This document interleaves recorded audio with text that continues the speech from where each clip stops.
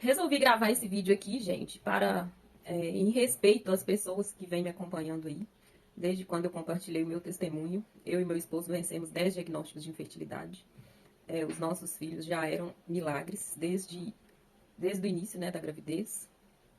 E vocês me perguntaram muito, né? Eu tive contato com muitas pessoas que compartilham, né, do problema da infertilidade, que é algo que na maioria das vezes ninguém fala. E além disso, a minha gestação era uma gestação de muito risco, cheia de problemas. É, e aí nós tivemos um parto de urgência. E muita gente quer saber o que aconteceu. Antes de eu contar, né, o que aconteceu, eu quero deixar um versículo aí para vocês, Jeremias 1:5. Antes que eu te formasse no ventre da tua mãe, eu já te conhecia. E antes que saísse da madre, te santifiquei. Então, é a minha vida, tudo que aconteceu comigo, toda essa história aí que vocês conhecem, né, da gravidez, já tinha sido planejada pelo Senhor para a minha vida e para a vida do meu marido. Os gêmeos não foi gestação natural, foi uma gestação fertilização in vitro. Eles foram feitos, né, numa placa de laboratório. E esse assunto da fertilização eu já compartilhei aqui, tem vários destaques, tem 3 destaques aí de coisas que eu já respondi. Então eu não vou entrar nesse assunto da infertilidade. Só para título de informação, né, talvez alguém pergunte, os óvulos que foram utilizados na minha gravidez foi o meu óvulo mesmo e o sêmen do meu marido. Porque quando a gente recebe uma doação de outra pessoa de óvulo ou de esperma, tem mais chance de acontecer problemas na gestação. Porque geneticamente, aquele embrião, ele tem a genética de outra pessoa. Mas no meu caso, era o meu óvulo mesmo e era o sêmen do meu marido. Então, os gêmeos, eles são geneticamente nossos filhos mesmo, foram os nossos gametas, né, que foram utilizados. Porque quando a pessoa recebe, né, ovo doação ou ovo recepção de sêmen, tem maiores chances de acontecer problemas, que não era o nosso caso. A minha gestação era uma gestação de muito risco, primeiramente porque era uma gestação de fertilização in vitro. Já é tida pela medicina como uma gestação de alto risco, por causa que o organismo, né, ele não está esperando aquela gestação. Ainda mais no meu caso, que os embriões ficaram congelados durante 9 meses. Ela já é classificada como uma gravidez de alto risco. Além disso, eram gêmeos. E o problema pior de todos, né, é que uma gestação gemelar já tem muita chance de dar problemas por conta da placenta, né, da circulação sanguínea e tudo mais. Eu tenho diagnóstico de trombofilia, que é uma doença no sangue totalmente ligada à circulação sanguínea para os bebês. Até 27 semanas a gestação estava correndo tudo bem. Desde o início, eu sempre fiz ultrassom com Doppler por causa desse problema da trombofilia, que é um problema no sangue. E quem tem trombofilia tem maiores chances de ter problema com a circulação na placenta. E aí, desde muito cedo, no meu pré-natal, todos os meus ultrassons eram feitos com Doppler para poder acompanhar essa circulação dos gêmeos. Lembrando que eles são gêmeos diferentes, são 2 placentas e 2 bolsas, então era para a gravidez ter ido até 38 semanas, porque quando a gravidez é na mesma placenta, aí que tem mais chance de ter problemas. Ou seja, não era para ter acontecido nada disso que aconteceu comigo, até pelo fato deles serem de placenta diferente, tudo era separado para eles. Só que a partir de 27 semanas eu comecei a ter muita contração. Eu sempre fui muito magra, né? Eu engravidei com 48 quilos. O meu biotipo é de ser uma pessoa bem magrinha mesmo.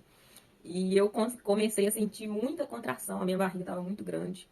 E aí, a partir de 27 semanas, os dois estavam no percentil 52, que era um peso ideal.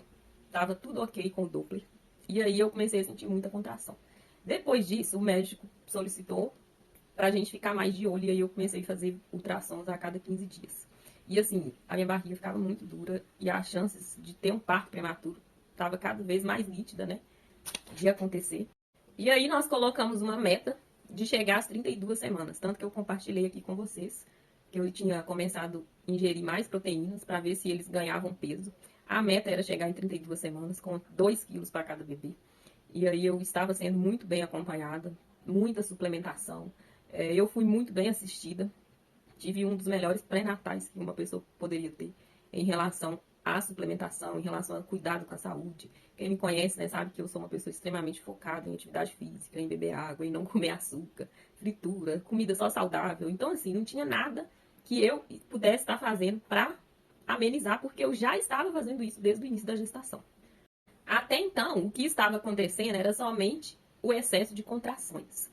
Mas no dia 26 de dezembro, eu fiz uma ultrassom, eu estava com 30 semanas, e foi o primeiro Doppler que foi alterado, que foi o Doppler do Josué. Ele estava com 1,78 kg e ele não tinha ganhado nada de peso desde as 27 semanas. Era como se ele tivesse estacionado em 27 semanas. Eu já estava com 30 semanas, ou seja, o percentil dele caiu de 52 para 2 ou 3. Ele não engordou em 3 semanas. Foi só o Doppler do Josué e aí ele foi diagnosticado com restrição de crescimento intrauterina. E a partir daí foi uma saga, porque era final de ano, né? 26 de dezembro. E a partir daí, gente, foi assim um desespero, porque o meu médico estava de recesso durante 2 semanas. O médico que fez o meu ultrassom entrou em contato com ele no dia do ultrassom que deu a restrição de crescimento, que o bebê já tinha 3 semanas que não estava ganhando peso dentro da minha barriga. E aí o meu médico falou que era para eu ir para a maternidade. Só que ele estava de recesso. Ele pediu para eu ir para o Neo Center ou para a maternidade do Grajaú da Unimed. Só que nesse dia, gente, Belo Horizonte estava assim, tudo alagado. Eu consegui ir à maternidade Neo Center e ser atendida no plantão. E aí a médica que estava no plantão falou que eu poderia ir embora, que ele estava na restrição de crescimento estágio 1. A orientação do meu médico era que naquele momento eu teria que ficar hospitalizada, ficar internada e ser monitorada a cada 2 dias, com ultrassom e olhar o Doppler do Josué. Só que os médicos do plantão falaram que não precisava de monitorar a cada 2 dias, precisava de monitorar a cada 1 semana. Não acreditei nessa informação e fui para o Hospital Vila da Serra. Chegou lá no Vila da Serra, a orientação foi a mesma. Você não precisa te preocupar, você vai monitorar a cada 1 semana. Sendo que o meu médico, o meu obstetra, tinha falado que era para monitorar a cada 2 dias. Só que o meu médico estava de recesso, né? Final de ano, era 26 de dezembro, ele ia voltar só dia 6 de janeiro. E aí, eu fiquei tranquila, né? Fui para casa, mesmo com aquilo na cabeça, né? O meu médico falava que eu tinha que monitorar a cada 2 dias. E os 2 hospitais de grande referência de Belo Horizonte, Vila da Serra e o Neo Center, passaram informações que era para monitorar a cada 1 semana. E eles me deram o pedido de ultrassom para monitorar. Uma mãe, né, como não fica quieta, né, com as informações, eu fiz outro ultrassom dia 30, por minha conta. E aí no dia 30, o Josué tinha saído do peso 1,78 kg e tinha ido para 1,2 kg. E aí nós ficamos todos felizes e tudo mais, achando que tinha resolvido o problema e tal. E aí a vida continuou. Quando foi dia 4 de janeiro, que já tinha passado ano novo, né? As clínicas voltaram a funcionar. Eu fiz outro ultrassom, 32 semanas. Aí o Josué tinha saído de 1,2 kg e tinha ido para 1,170 kg. Ou seja, ele estava perdendo peso dentro da minha barriga. Nessa semana, do dia 4 de janeiro ao dia 10, eu terminei a reposição de ferro endovenoso.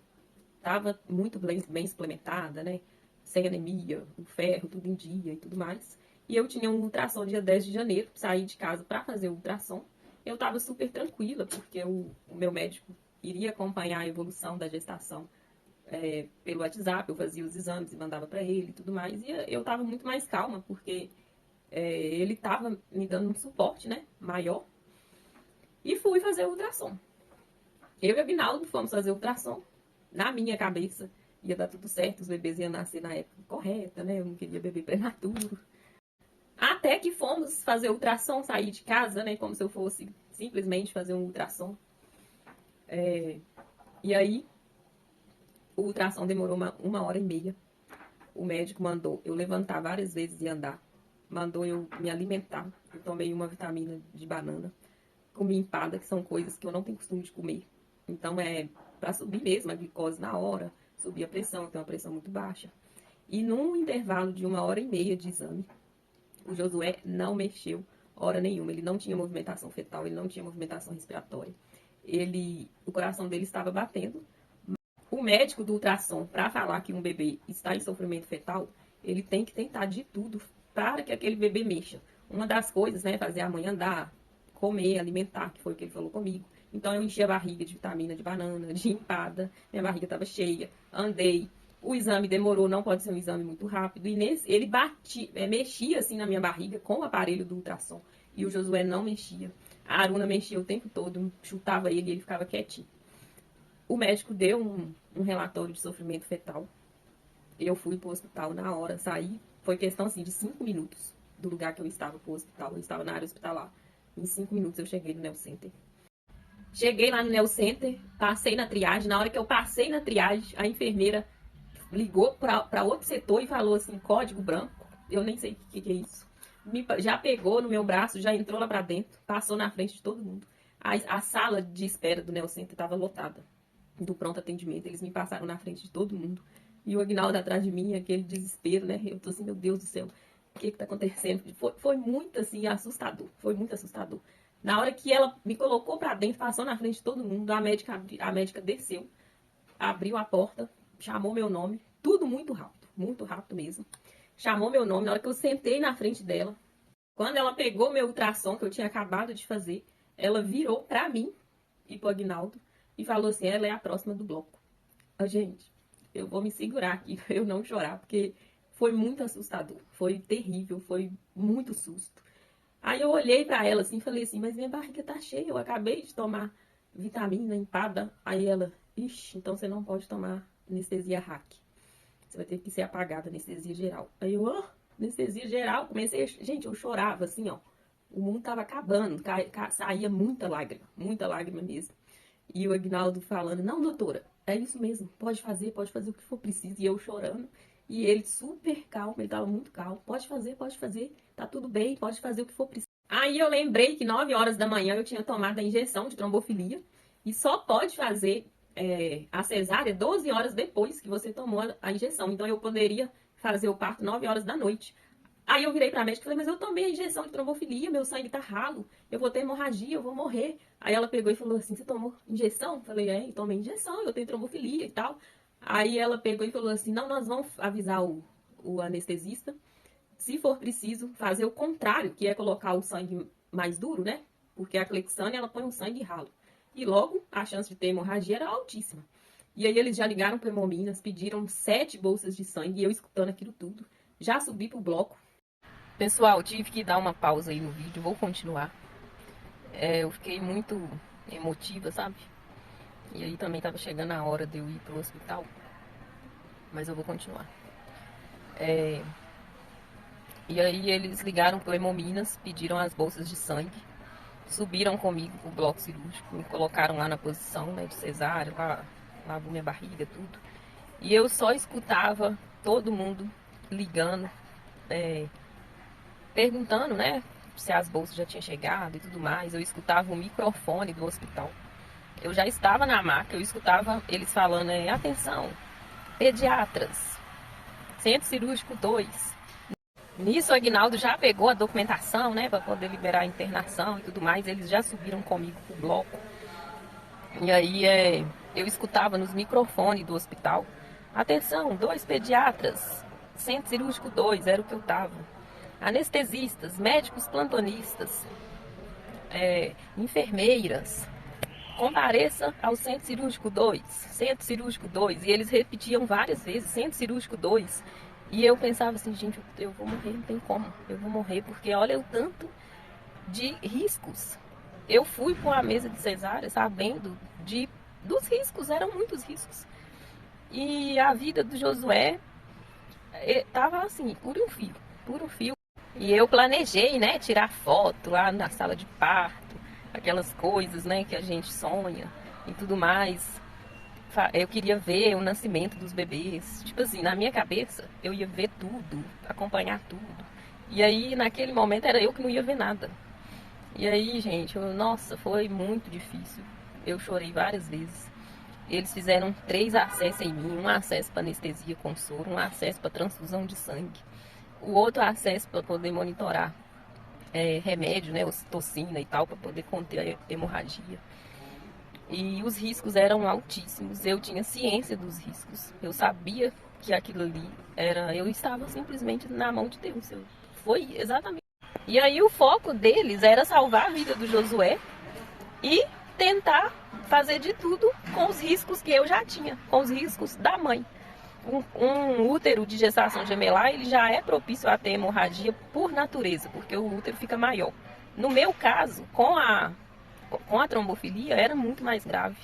E eles prepararam tudo, né, para poder amenizar, mas era algo que a gente não tinha como você não ficar desesperado. Não tinha como. Eram muitas variáveis. Me colocaram lá na posição, estava todo mundo pronto para poder iniciar a cesárea. E aí eles só iniciaram o procedimento quando ligaram para o Hemominas. E a última coisa que eu escutei na sala de parto foi eles ligando para o Hemominas, confirmando que o motoqueiro estava subindo com as bolsas de sangue para a minha cirurgia, para eles começarem. Quando o motoboy saiu do Hemominas, eles começaram a minha cirurgia. E aí, depois que eu ganhei neném, que eu descobri que o parto com uma anestesia geral é um parto que o médico tem que ser muito bom, porque eles têm que aplicar anestesia na hora que o médico está com o bisturi na mão, para ele cortar e puxar a criança, porque a anestesia não pode ir no bebê. Porque se a anestesia for no bebê, dá um choque no bebê e o bebê morre. Então, assim, depois que eu fiquei sabendo que era desse jeito, e foi dessa forma que aconteceu. Então, assim, uma cesárea com anestesia geral é muito grave, é muito perigoso. Não pode deixar a anestesia chegar no bebê. E eu tinha 2 bebês para serem tirados. Imagine, aplica anestesia, corta, arranca um bebê, arranca o outro bebê. É a chance, assim, de dar muita coisa errada. Muita coisa errada, porque tem que ser muito ágil, né, para conseguir fazer um procedimento desse. Parto cesárea com anestesia geral, o risco é altíssimo pro bebê. E eram 2 bebês na minha barriga, gente. Então, vocês imaginam. O Aguinaldo assistiu tudo, tirou bastante foto, mas eu fui entubada, não vi nada. Depois que acabou o procedimento, aí eu vou explicar por que eu fiquei 6 dias internada. Graças a Deus, os 2 bebês nasceram. A Aruna não tem nenhum tipo de problema. Ela foi retirada mesmo para salvar, né, a vida do Josué também. Ela tem o peso normal, o percentil normal, tudo certinho. E o Josué, ele realmente nasceu muito abaixo do peso. E ele é um bebê com restrição de crescimento mesmo. Mas se ele não tivesse sido tirado naquele momento, ele iria morrer. A causa da restrição de crescimento é placentária, que foi devido à trombofilia. A placenta do Josué começou a não passar nutrientes para ele. E isso é problema relacionado ao sangue, né? Ligado à trombofilia. E eu tive hemorragia no parto. Tive anemia, tive muito sangramento. Eles tiveram que ficar me monitorando. Eu fiquei internada depois, né? Eu tive que tomar ferro endovenoso.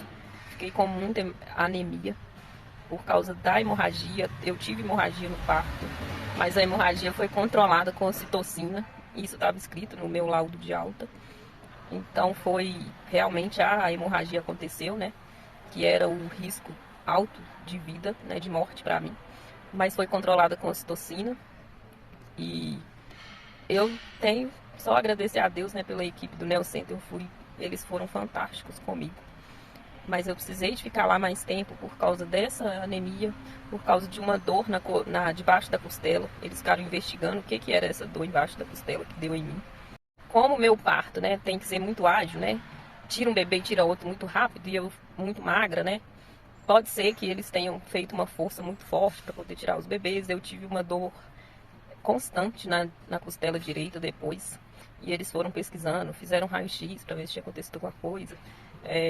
Trataram essa anemia, ficaram me observando. Então, realmente, pela complexidade do parto, eu precisei de ficar 6 dias lá no hospital, mas eu até gostei, porque eu ficava perto dos bebês, eu podia ir lá na UTI qualquer hora que eu quisesse. E agora, gente, é questão do Josué e da Aruna ganhar peso até 2 quilos. O parto foi feito com 32 semanas e 6 dias. Eles precisam de completar 35 semanas, mais estar com 2 quilos cada um, para poder receber alta. A Aruna nasceu com 1,624, Josué com 1,204. 32 semanas e 6 dias. O Josué realmente é um bebê com restrição de crescimento, mas ele precisava de nascer. Se ele não tivesse nascido, ele teria morrido dentro da minha barriga. E ele está desenvolvendo super bem, ele é muito esperto. É um ser assim, é um mini homem, pitititico. É lindo, gente. Muito lindo o Josué. Mas muito, muito amado, né, por nós. E se Deus quiser, ele vai desenvolver. Ele foi entubado no parto, mas ele ficou só 5 horas entubado. Não está entubado mais, nenhum dos dois. Josué foi entubado no parto. Depois de 5 horas, ele já tinha sido extubado. A Aruna não foi. Ela só usou o CPAP que é uma respiração, uma ajuda para respirar, mas não é uma intubação. É algo bem mais tranquilo. Aí o Josué saiu da intubação e foi pro CPAP, aí ficou os dois no CPAP durante 3 dias e depois eles já tiraram. Eles estão respirando sem nenhuma ajuda, os dois. O Josué é muito forte, gente. Ele é um guerreiro, um milagre vitorioso. Os dois estão respirando sem nenhum aparelho. E agora é questão de ganhar peso e agradecer a Deus porque poupou a minha vida e a vida dos dois bebês. Agora eu estou vivendo uma vida de mãe de UTI, não é fácil. Cada dia a gente presencia, né, uma história diferente. Já presenciei óbitos, já presenciei. Tem um bebê lá que tem mais de 4 meses que está internado e está entubado até hoje. Então, assim, você entra para um ambiente, olha seus filhos ali, mas olha para o lado, tem mais um tanto de gente, né, naquela situação. Não é um ambiente fácil, mas eu tenho muita gratidão a Deus por ter preparado tudo. A pediatra lá da UTI falou que nitidamente que se o Josué não tivesse sido tirado naquele momento, ele teria morrido. Ele iria chegar ao óbito fetal mesmo dentro da minha barriga. E vocês que têm trombofilia, né? A causa da restrição de crescimento do Josué foi trombofilia. Foi causa placentária. A placenta é o órgão que passa os nutrientes para o bebê. Então, quando a pessoa tem trombofilia, chega uma certa idade gestacional, a placenta começa a dar problema. Então, tem que ficar de olho, tem que acompanhar. É por isso que tem muitas mães que têm trombofilia, né? Que chega lá nas 35, 36, 37 semanas, o bebê morre na barriga. Porque é isso mesmo que a trombofilia faz. Então, tem que ficar de olho, tem que tratar, tem que ficar de olho no Doppler. Porque a trombofilia é uma doença grave para um bebê. E é isso.